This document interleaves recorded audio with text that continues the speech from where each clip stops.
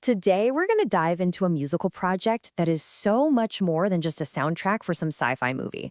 This is music designed to be a philosophical engine, a kind of survival manual for humanity on a completely different world. So picture this. You're strapped into a colony ship, millions and millions of miles from home. You're looking at a 9-month trip inside a tin can. And, the psychological weight of that is just crushing. You run down the ship's manifest, and everything seems perfect. You've got all the essential hardware, right? The life support systems are humming along just fine. The food supply is totally secure. The technology is state-of-the-art. Everything you need to keep your body alive is there and accounted for. But then it hits you. You forgot the one thing that might just keep your mind alive. You have no music.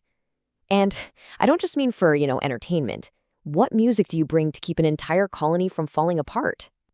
And this, right here, brings us to the crucial point of this whole project. We are obsessed with the hardware of space travel, the rockets, the radiation shielding, all of it. But the composer, David Peterson, he argues that's just not enough. You need software. And no, he's not talking about computer code. He's talking about us.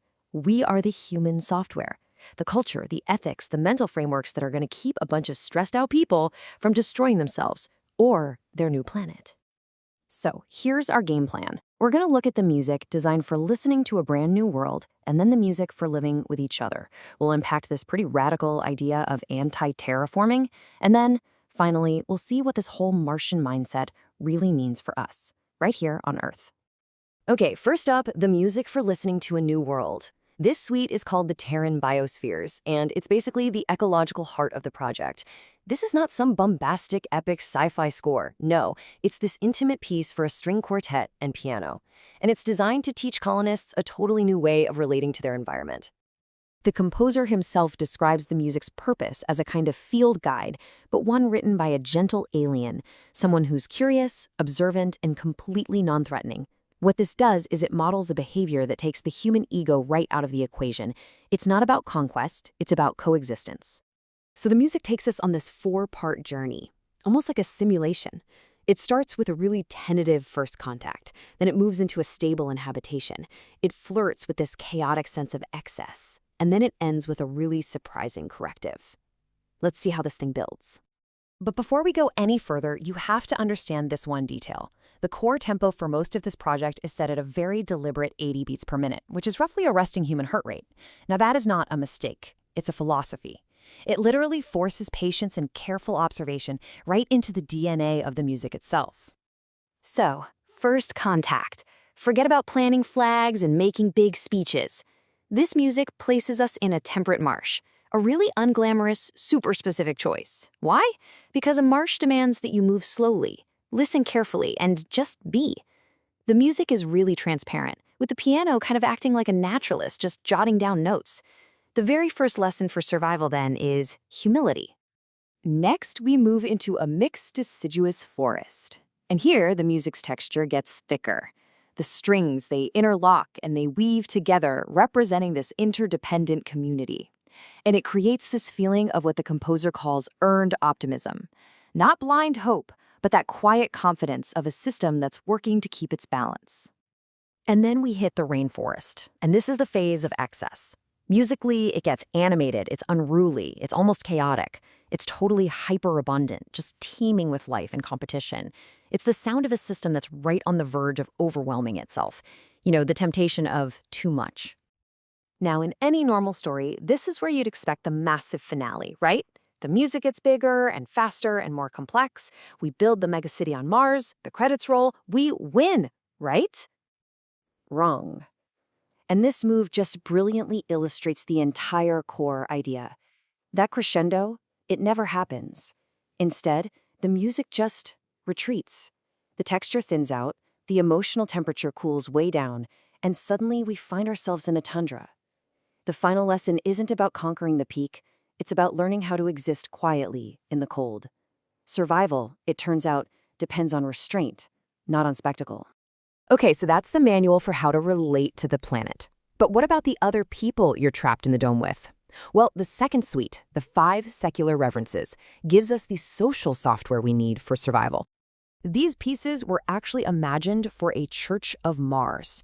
Now, I know that might sound a little culty, but it's not about supernatural religion. It's about using ritual as a social technology. Basically, an air scrubber for all the grievances and stress that could totally destroy a small community. And each of these 5 reverences uses a totally unique set of instruments to embody a specific virtue. First up, serendipity, played by a low-register string orchestra, which acknowledges the massive role that pure chance plays in survival. It's a lesson in collective humility. Second, we have promise, played by these dark, reedy woodwinds, representing a kind of gritty structural hope. Third is reflection, and this is where the human voice is used for the first time. It's a designated space for nostalgia and grief, so those feelings don't poison daily life. Fourth is appreciation, played on keyboards and organ, just pure gratitude for the technology keeping everyone alive. And finally, there's community, where the tempo picks up and the instruments become light and soloistic, celebrating that interdependence you've now earned.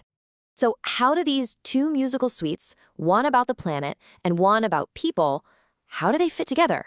Well, this is where we get to the project's most radical and honestly most exciting idea. Think of them as two interlocking manuals for survival.